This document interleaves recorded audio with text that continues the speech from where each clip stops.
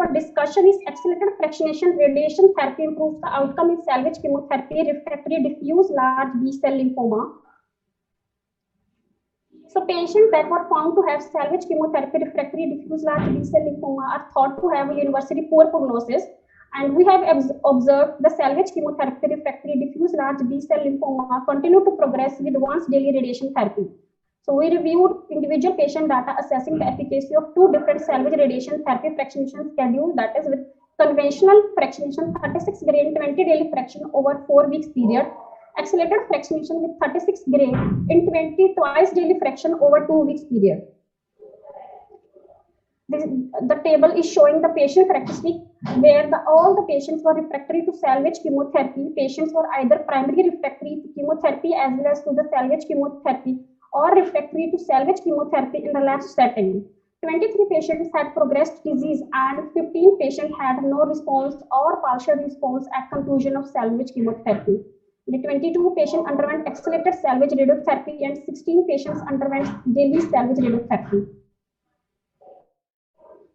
This is the table showing analysis of the response of salvage radiation therapy. You can see the overall response survival rate at 2 years is 70% for those that achieve a cure rate to salvage radiation therapy compared to 36% for those that didn't.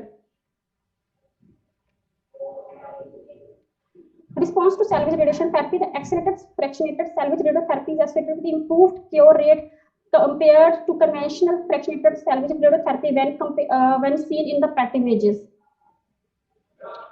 The outcome for the local regional control is better in accelerated salvage radiotherapy compared to the conventional salvage radiotherapy. The overall survival has no associated improvement in overall survival rate associated with the salvage radiotherapy.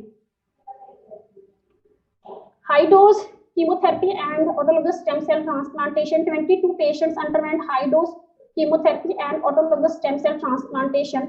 Among the patients who underwent accelerated salvage radiotherapy, 13 completed autologous stem cell transplantation compared to 8 patients who underwent conventionally fractionated salvage radiotherapy. The high dose chemotherapy and autologous stem cell transplantation was associated with improved 2-year overall survival rate. Among the patients that underwent high-dose chemotherapy and autologous stem cell transplantation, accelerated salvage radiotherapy was associated with improved 2-year disease-free rate. However, the difference in the 2-year overall survival rate was not statistically significant. Accelerated radiotherapy was associated with improved cure rate and disease-free rate. And with accelerated salvage radiotherapy, the pattern of failure shifted from predominantly local to distant failure. The patient had a cure rate to salvage radiotherapy and underwent autologous stem cell transplantation appeared to have improved overall survival. Contrary to common belief, patients refractory to salvage chemotherapy can achieve a high rate of sustained survival with curative intent treatment. Thank you.